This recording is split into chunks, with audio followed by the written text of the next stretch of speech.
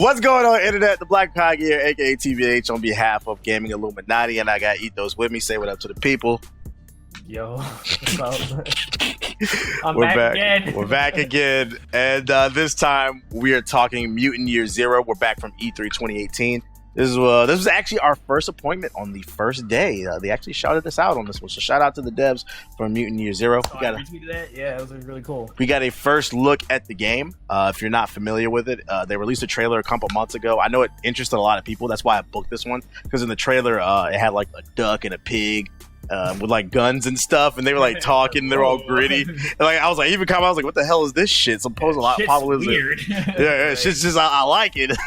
So we actually got some hands-on time with it. If you're unfamiliar with Mutant Year Zero, it is a turn-based strategy game.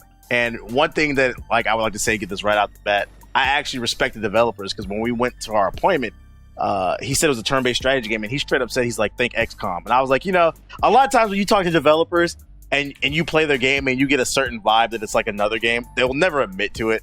But like, he straight up just like, yeah, like XCOM, but it's XCOM. I appreciate it.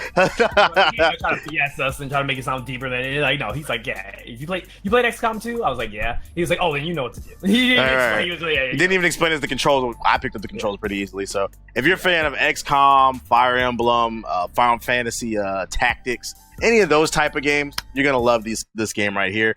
Mutant Year Zero. We didn't really get much in terms of the context of the story. Did he explain much on the actual story? He said that, I forgot, he said something about, like, I think it was like nuclear war or something happened, and then it caused like mutations, and basically like I think like animals began to be able to talk or something like that, and then like humans became all deformed and stuff, and then these different factions started. It's basically like an apocalyptic. Although there are humans in it, because that was one of the characters that we played. There are humans, yeah. Like one of the people you play is not all the humans are mutants, but things change. And basically they explained some of the mechanics to us, and they just kind of threw us in the wild. Even though it is kind of like XCOM, there were a couple of unique mechanics in the game that I really liked it, to the point where like we came in at the appointment and I was like, I'd play this game. I'd rock with it. And the first thing that I really liked about it is this game, it has a lot of exploration, and it has like this big open world map, and you can actually see the enemies walking around, and the enemies will have this a field of view, and if you walk within their field of view, it'll initiate combat. Before that, yeah. So I think that's the one biggest thing that I think we should focus on, because that's like the biggest change compared to like XCOM and all these others, is there's like a survival aspect to the game that I don't think I was getting to it. Yeah. Okay. Because I thought you were talking about like the kind of thing, but I was talking about like what like the way that you initiate fights is I'd say it's better than XCOM 2's, but it's like because you can avoid fights if you want to. Right, you could avoid fights, but you don't. It's not. From what I've seen, it seems like it's not like a like XCOM. You pick a mission and you go to it and then you set up. It's like this one. It's like there actually was story context, which was cool.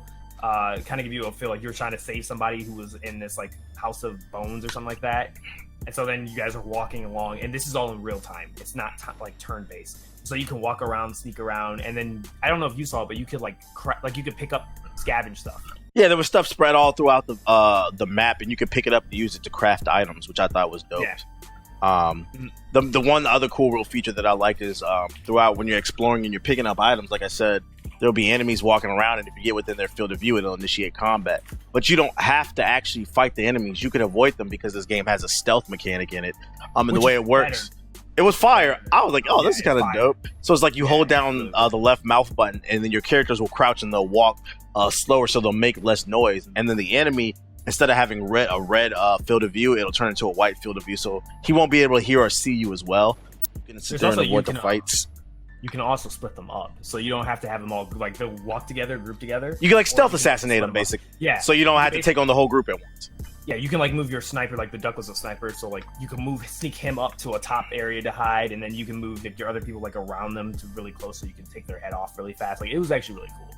And because of that, I would actually argue it makes the game harder, because if you don't approach the situation right, you're gonna get jumped. If you don't scout, if you do not scout before you actually like engage in ambush, you could like think you could bite off more than you could actually shoot. You think it's one person there and it's 20 to the left, bro.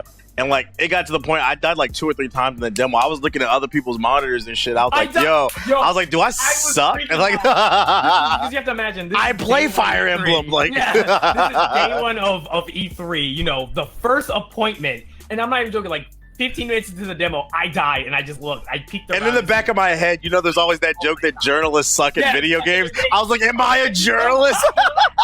I was like, am I becoming a journalist? Am I stuck now? Oh my god. Right. So I was like, this is some bull. We died like 2 or 3 times, but then towards the end of our appointment, we asked the developers, and they said that the demo was actually set to hard. So it was like, oh, okay, so we don't suck. We weren't playing on normal. Like, oh, I was freaking out because I was getting frustrated. I was like, how the fuck am I supposed to win this?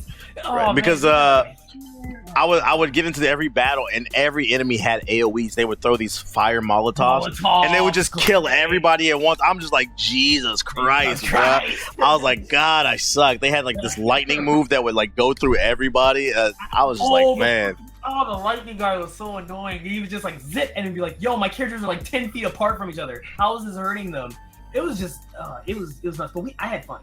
Even though I was getting irritated, I still had fun playing it. Like, I will say, every time that I died, I got better. Like, I got a little bit further, even though we were playing on hard. So I thought that was dope.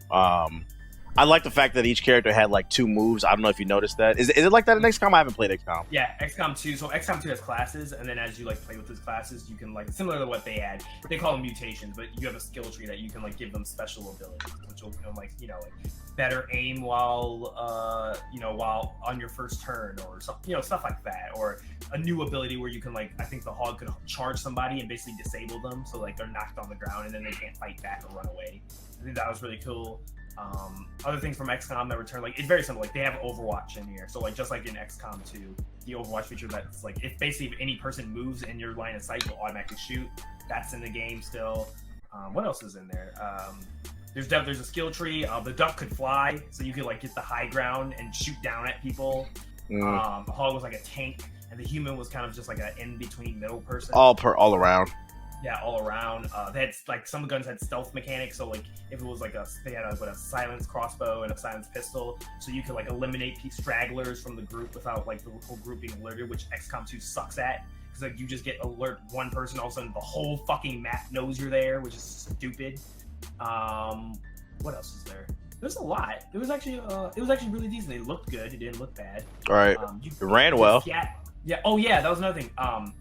So let's say like, enemies would have certain items on them, so they have like Molotovs, so like what TBH is on, like grenades and Molotovs. But if you killed them before they could use it, after the battle the battle scene was over, and you go back in this, like exploration mode, you could go up and like scavenge their bodies and take those items off of them. And nice.